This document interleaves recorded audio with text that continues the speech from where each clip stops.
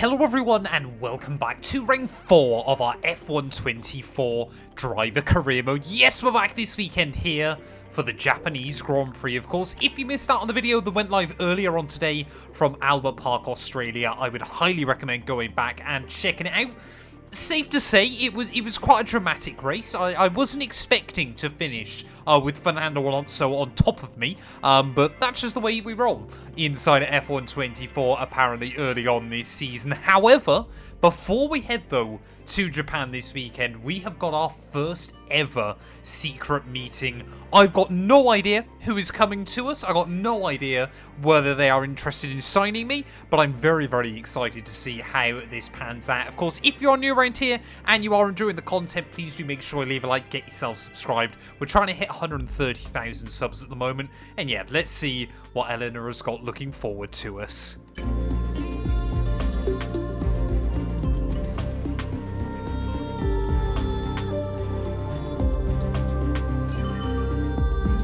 Well, here we are then. We have got a meeting with the Kick Sauber Formula 1 team because they view me as a potential addition to the team. They have provided us with some information, so let's take a minute to review that now. So, of course, yeah, Kick Sauber are kind of like our big rivals so far this season. They'll obviously be looking to try and make sure they beat us, of course, both of us being the Ferrari kind of B teams, if you will, in this series. I'll be honest, though.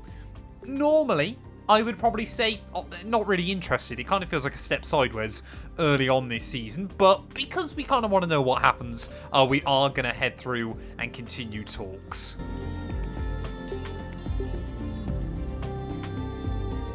Been scouring the socials and asking around, and I'm delighted to say that the team are none the wiser about us chatting with anyone else.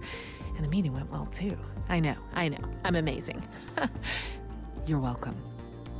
Well, Eleanor there, very happy to big herself up as well, but we have got one more upgrade going on the car before we head out to Japan. That is going to be a durability upgrade then, so no performance boost from that. Parts have been fabricated, and we're going to have them with us for the next Grand Prix.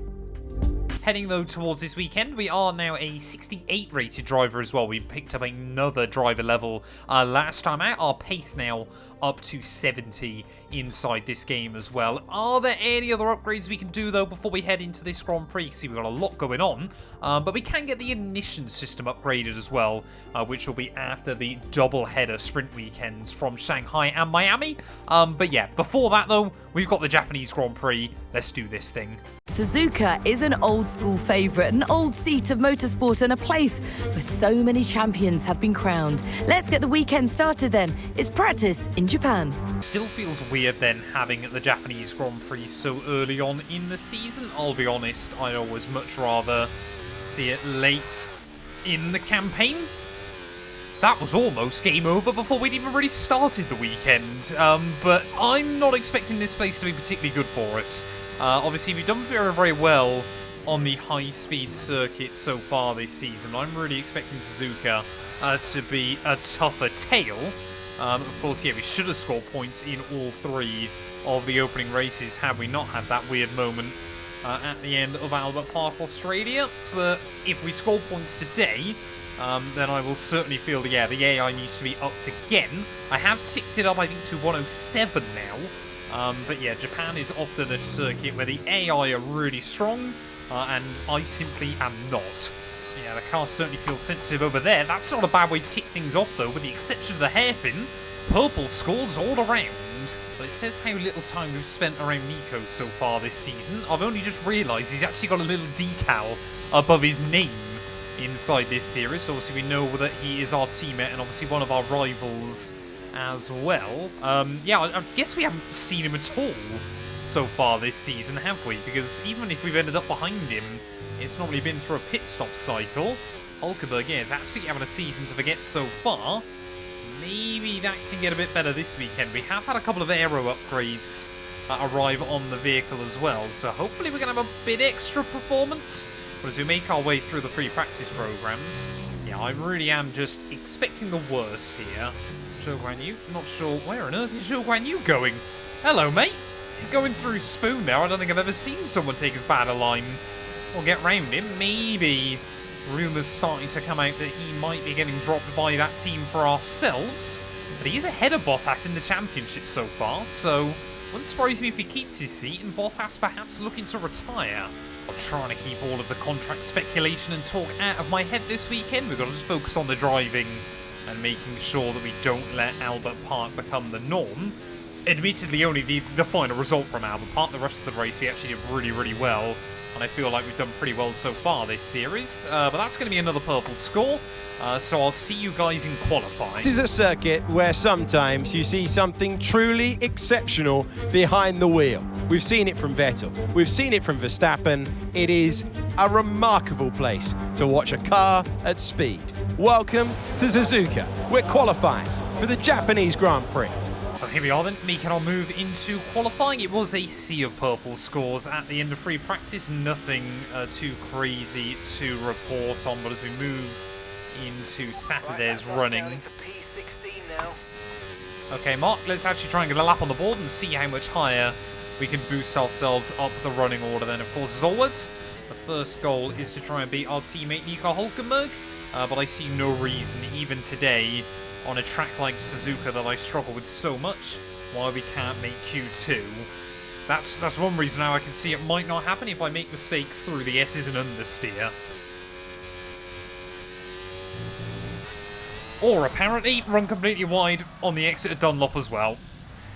I'm putting way too much pressure on myself at the moment to deliver in qualifying, as Hülkenberg only up in P18 as well, so neither of us doing very well. But this first run has been a write-off. What I'm going to do is continue round and we'll try and go... No, I haven't got enough fuel. We're going to have to come back to the pit lane, and effectively now I've made Q1 a one-shot session for myself.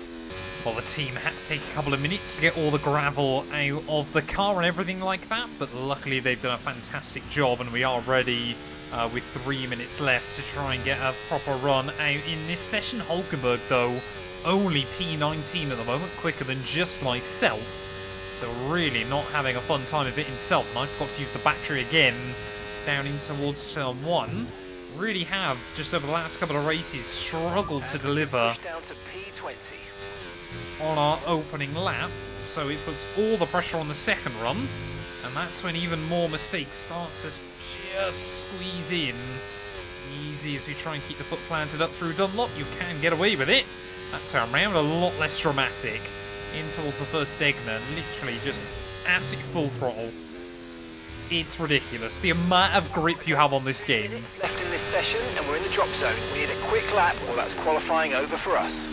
It's the fact that it's not even like a hang-on in full throttle, it's easy full throttle. In a Haas, in Season 1 of Career Mode, the amount of grip on this game honestly boggles the mind.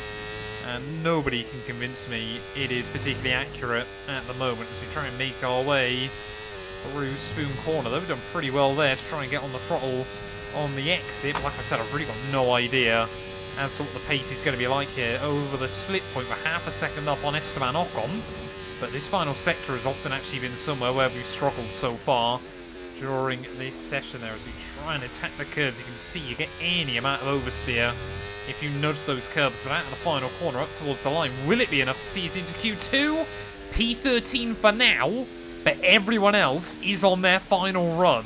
Go at the end of Q1. It got a little bit dramatic towards the end there, but we do make it through in P13. Once again, Hülkenberg bottom of the board. I mean, he's a good couple of tenths away from anybody, but he's reliably 6 or 7 tenths off myself.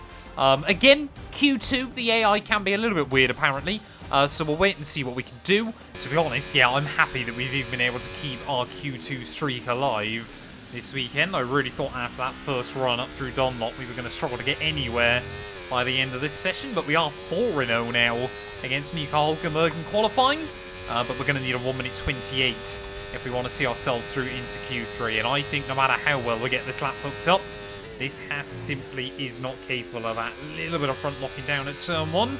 Try and carry the speed on the exit though. These S's, I mean, completely unrealistic, but you do feel like the amount of grip keeping the car planted to the road is phenomenal. It feels like a 2021 car, but I've got no battery either. We are just messing this up royally As we take a bit too much curb through there, that's going to push the front end out on the exit.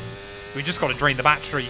We're going to lose the time anyway somewhere, so we may as well try and carry it down the longest straight on this lap. And again, you can see as we go into 8th gear, the battery trying to recharge. We are half a tenth up on Alex Albon, and I'm sure we are leaking time away to that Williams here. Through the Casio triangle we go. Counteract the balance and the oversteer there. Short run up towards the line. And it is going to be P14. Well, there we go. George Russell definitely seems to have the bit between his teeth. Fastest in both of those opening qualifying sessions there. Zhou Guanyu will make it into Q3. We did go quicker than Valtteri Bottas, and we were less than half a tenth away from Logan Sargent in P12. But again, that divide between the top 10 and everyone else seems to be quite big here. But if we can try and get a bit of a good race under our belt, maybe an unorthodox strategy, we aren't going to give up. Welcome along then to the magnificent Suzuka International Circuit, a stone's throw away from Issei Bay in the beautiful Japanese countryside. What surprises lie in wait for us today in the Japanese Grand Prix?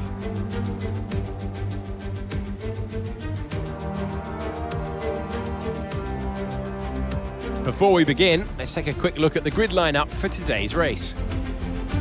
World champion Max Verstappen starts from pole position, and it's Lewis Hamilton alongside. Looking at the rest of today's grid, we have Russell, Leclerc, Sainz, Perez, Fernando Alonso, Oscar Piastri, Zhou, Sargent, Norris, Stroll, Mr. Monaco, Tsunoda, Gasly, Ricciardo, Ocon, Hülkenberg, Bottas, and Alex Albon picks up the last spot on the grid. And with preparations almost complete, let's head down to the track. Welcome to the commentary box. I'm Alex Jakes. Alongside me is Anthony Davidson. Paddock chat earlier in the weekend that this driver had discussions with another team this week. How does that work from a driver's point of view? Now, the good thing is for the driver that if you've potentially signed or had chats with a team that are going to further your career, that's all well and good. But the problem it immediately creates within your own team now is that potentially the team stop giving you inside information, and therefore you're not privy to that knowledge of where the car's going in terms of its future development. Well, very interesting there, obviously, what Anthony Davidson telling us, and also very interesting, we've seen a couple of grid penalties as well. Alex Albon even, and Valtteri Bottas starting further down the order today. But yeah, we have obviously got to be a bit careful. If we, between, especially with Haas and Kick Sauber, they are fierce rivals. They are both using the same Ferrari power unit, so it's basically just dependent on who has built a better car. And so far this season, it definitely seems to be the green team. But lining up though, P13 on the grid here at Suzuka, waiting on those 5 red lights. It's going to be lights out and away we go there. Lance Stroll not able to do so. We've actually done very well off the launch. Logan Sargent as well. Not getting a particularly good run down towards turn 1. Unfortunately for me, a Lando Norris shaped blockade there, stopping me from getting a good run. Look at Tsunoda trying to make his way down the inside through the first couple of turns as well then. So everyone desperate to try and pick up the pieces of a poor Lance Stroll start there, as Norris and Sargent now battling for the final points paying position on just lap 1 as we round our way up the hill though. We have gained 1 spot then off the start of this GP, so we can certainly be very, very happy with that one. But how are we going to be able to settle into things today? Max Verstappen right at the end of qualifying there, able to get the jump on George Russell, who seemed to have the advantage all the way throughout the session. Easy does it with the front locking. We can afford to be brave on lap 1. We don't know how much we're going to try and manage the tyre today there as we get past Logan Sargent in that Williams. I mean, every race so far this season, with the exception of Bahrain, has been all about the slipstream and staying in the DRS train of the group of cars in front of you. And I'm not expecting today to be any different either, so we'll try and hang with Lando Norris as best as we can. Suzuka, though, of course, with only the single DRS zone here, as here comes Sargent back down our inside into 130. No idea how much room he'll give me. Luckily, he does spot me there still on the outside. But yeah, with Suzuka obviously having the DRS right at the end of the lap, it basically means you've got to try and do 2 laps. So hopefully we're going to see the field get a little bit more spread out. We can use DRS when you're within 1 second of And I also appreciate that we were very, very lucky that Sargent finally decided to back out of that final corner, because we could have been tipped straight across his nose. This is the other thing I've noticed almost immediately. We're definitely running a bit higher downforce than the AI, and unfortunately for us, we are going to drop out of that range of Lando Norris by the time the DRS has been activated here. Might just be able to stay a little bit closer to him, but we've already got the gap to Sargent behind. A lot will happen, but I would be staggered if we end up racing ourselves completely into no man's land today. I think the big one on my radar, though, is Zhou Guanyu, who's trying to stick with Perez. That kick Sauber inside this game, considering they haven't scored a single point IRL, is ridiculous. Well, moving on to just lap 5 then. That thing I said about maybe racing into no man's land already appears to be happening here. Sargent and Sonoda behind me are still battling it out, and although I'm a fan of the all-new kind of tyre wear rate changes and things like that inside this game, I am worried almost immediately that we are now basically just focused on what we need to do to nurse the tyres here. I thought Zhou Guanyu had dropped back off the tail of Sergio Perez. Right, we've got some clear track in front of us, so let's make best use of it and make the next lap a quick one. You got this. Okay, let's try and make sure that we beat that lap time. I guess that is one of the good things if you're set up for a lonely race. It's just trying to do that. But I guess at least on the positive side of things, tyre wear seems actually pretty evenly spread between the left side and the right side here. But I guess you'd hope so on a figure of 8 circuit. Made that look easy. Nice work. That's why I love working with you. Smashed it. Well, there we go. We might be in for a lonely afternoon, but I always know Mark Priestley is thinking about me as well. They're back in the garage. He might also see me a lot sooner than I intended if I go and drop it. But there we go. That's something I had forgot, to be fair, early on in this race. Stroll and Bottas, of course, have to try and make their way through from a bit further down, as that is not the line through Spoon. Again, the weird kind of levels of grip on this game can occasionally make things a bit unpredictable. Maybe Stroll is my key to getting back towards the front runners here, if he's got the pace to try and match Zhou. But again, it's kind of a nasty habit that seems to be forming early on this game, of the complete over-reliance of DRS, even on a circuit where there's just one DRS zone. There we go, we cross over 1/3 distance then. Pretty much my entire time so far. You're going to be on hards next time. Gap to your teammate behind, 8.9 seconds. Mark lets me get a word in edgeways then. Pretty much, yeah, my entire time over the last few laps has just been monitoring Zhou Guanyu's progress on the mini-map, as tyre wear warning light has just flashed up. Really don't want to have to box any earlier than we need to here. But maybe now, Zhou, now he's lost the DRS, is going to be a bit slower and come under more pressure from Lando Norris. Stroll is taking time out of Misil, but not rather rapidly. This is kind of, yeah, like F124. We've kind of seen the best it can deliver, and now immediately we're getting the worst. It also says absolutely everything you need to know about the pace in this car at the moment and how OP that DRS is. First lap that Zhou Guanyu hasn't got DRS off the cars in front.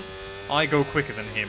He seems to be battling with Lando down in towards turn 1, so I'm hoping either Lando can't find a way past him and they keep slowing each other up, or Lando finds a way past him and immediately pulls away. Otherwise, it'll basically just be then Lando dragging him along in the DRS instead. For the first time since about lap 2, we might actually see another car here as Stroll wants to have a look down the inside at turn 1. I'm not going to allow it to happen without a fight. I really actually think we're quicker than Lance through these S's there, and he's just about going to back out of it in the end. It must also be noted, though, he's definitely got the pace over Zhou Guanyu, so once we've gone through the pit window here, it's probably going to be in my best interest to let Lance Stroll by. Tyres are running hot, mate. Tyres are running hot. Please keep the temps down if you can. Okay, well, we're going to be diving in very soon anyway, Mark. End of this lap, in fact. But it's, yeah, probably going to be in our best interest to let Lance Stroll by and basically just drag me along. That is a awful lock-up down at the hairpin. That seems to be the one corner I'm struggling with today. Right, let's have you in at the end of this lap, please. Just as we're trying to confirm to the team, Lance Stroll tries to have a look down the inside and 130R. Doesn't feel anywhere near as much of a challenge as it once did, does it, in these modern Formula 1 cars? So much grip. Keep an eye on your distance to the speed limit line as you approach and make sure you don't speed. Okay, forget the targets for now. We've got to focus on the pit stop. Oh, okay, that's quite interesting then. So, of course, obviously, if you dive into the pit lane, your challenges can actually be changed. But Stroll will continue on then for at least one more lap. Obviously, luckily, being in the Haas. Perfect job on the turn in there, mate. Looks like a nice stop time. We're happy with that one. We're right down the end of the pit lane, so that allows us not to worry that we're going to get undercut by the AI actually in the pit lane. But yeah, we've got Norris 8 seconds up the road, and some very cold tyres to boot. Nico Hulkenberg into the pit lane then, but I just don't want to get jumped by Stroll, which we haven't. Far more interestingly, though, Zhou Guanyu has been absolutely hung out to dry. So he's now going to be left to his own devices here with seemingly no chance back up towards that top group. They've now been really spread out by some of the slower traffic getting in the way again. So now Stroll and I can work together to maybe get a sniff at the final point. Okay, mate, we need to save up some ERS, so let's focus on charging it up, please. Okay, that's another very interesting one then. So, got to try and save a load on the battery. We get to see kind of how it's working throughout a stint as well. I mean, that should be fairly simple, just one go, get it up to that required percentage, but I'm trying to monitor the gaps as well between Stroll and Zhou here, working out whether it is in our best interest to let the Aston Martin by. I believe he might be able to get us closer, but it does feel very odd trying to utilise Lance Stroll as an ally for a change. Here we go then. This is a very, very weird feeling, but welcome to F1 2024. Down the inside will go Lance Stroll on the run towards Turn 1. And now, sir, I want to see you drag us to Zhou Guanyu. Okay, we've lost a position, that's us down a place. Okay, so we're leading our teammate by 16.0 seconds. Got 12 laps to cut down a 7-second margin. And then somehow I need to try and find a way back past the pair of them. So we're going to sit behind him, we're going to keep using that DRS. And we're also going to manage the tyres. Cross 2/3 distance then. This plan is actually working very, very well for us at the moment. The gap to Zhou now under 6 seconds, but it's going to be mighty close between Lance and him by the end of this race. By the way I've worked it out, they're pretty much only going to get kind of on top of each other with 1 lap to go from this afternoon's running.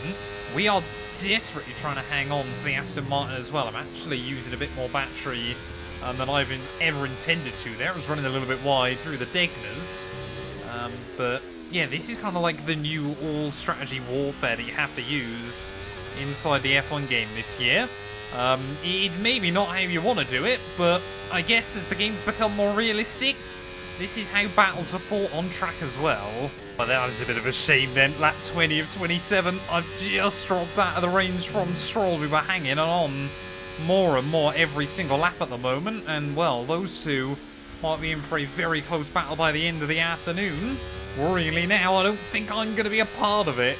There's absolutely another phenomenon that needs to be studied inside this game as well, because now once we drop out of the 1 second zone, we seem to have the pace over Stroll again towards the end of this race. So I reckon, obviously you get the advantage of the DRS by being in that range, but if you're outside of it, look at that, we've got it again. If you're outside of it, obviously you don't sit in the turbulent wake of the car in front. So you actually cool down the tyres and have a bit of extra performance if you just give it a couple of laps. So now we're back inside Stroll's range again. But are we going to continue to close in the final 3.5 seconds to Zhou? We've only got 5 laps to do it. I think it might come down to whether Stroll gets the DRS going onto the final lap or onto the penultimate lap of this GP. Stroll is ahead of you. We don't want to let this hold us up too long, so do your best to get past and get on with the race. Okay, now that really does change things then. So the team have told us we need to try and get past him before the end of this race.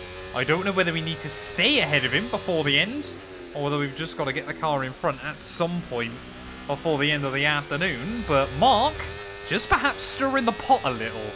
Vince Lance Stroll's got enough in the tank towards the end of this race. I think we've got to try and go for it now.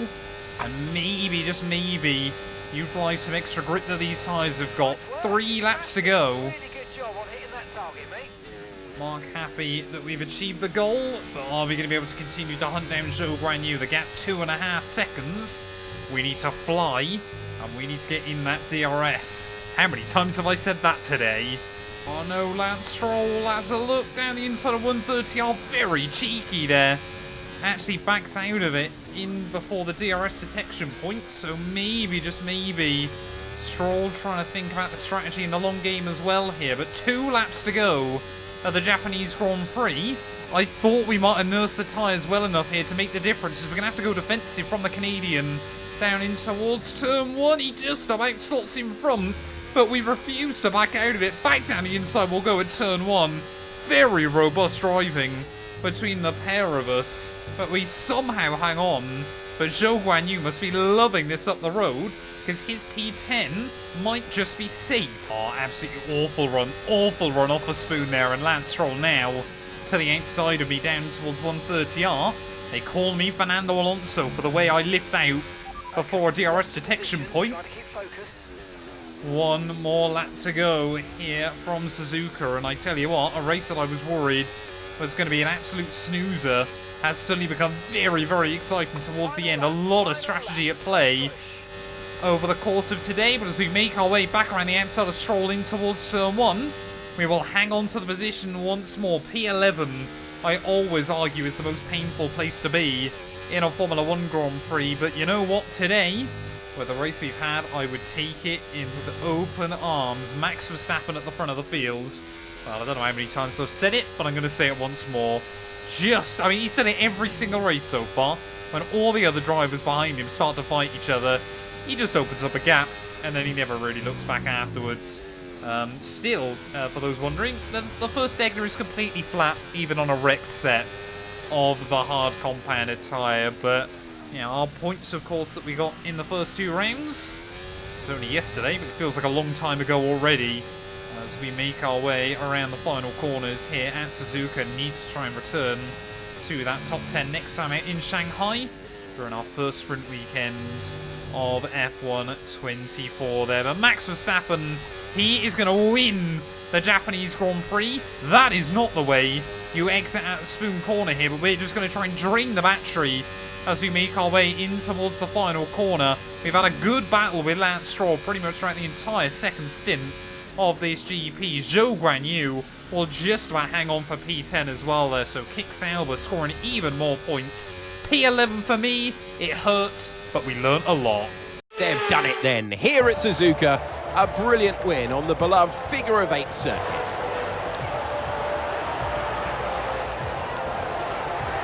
And now with 4 race victories in a row, it shows the power that they have, this stranglehold on the championship, and it's for the others to try and stop them before it's too late.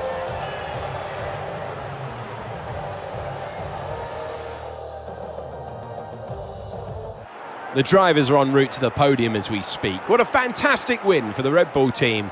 They've performed exceptionally today, keeping us firmly on the edge of our seats throughout the entirety of the race. Congratulations to everyone at the team.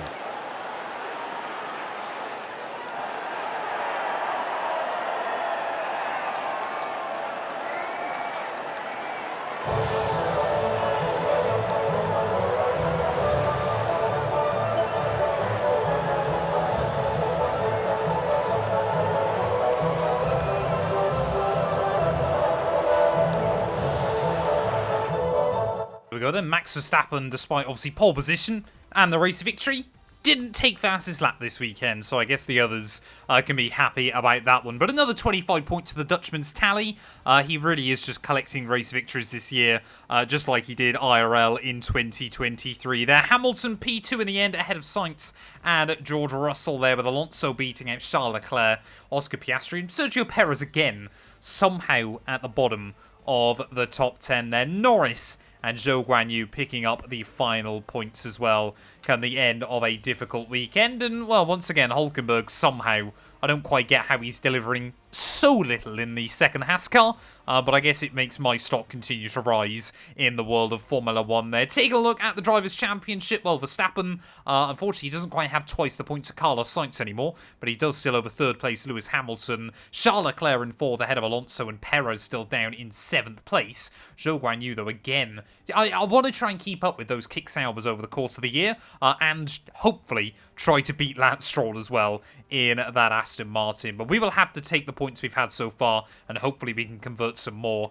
in the near future. Constructors-wise, well, Red Bull, they are only really being hindered by Sergio Perez's lack of ability to score big points. Ferrari still, though, 38 back. Max Verstappen, yes, would be leading the Constructors' Championship by himself after the opening 4 rounds here. But yeah, that race, though, I did quite enjoy. It was quite an interesting one, but in a very, very different way to how some of the other races have formed so far inside F1 24. Strategy is still very, very important. But thank you all so much for watching. If you have enjoyed, please do make sure to leave a like, get yourself subscribed. We've got a big day of Formula 1 action tomorrow because we've got back-to-back sprint weekends from Shanghai and Miami. So you guys, I'm sure, do not want to miss that.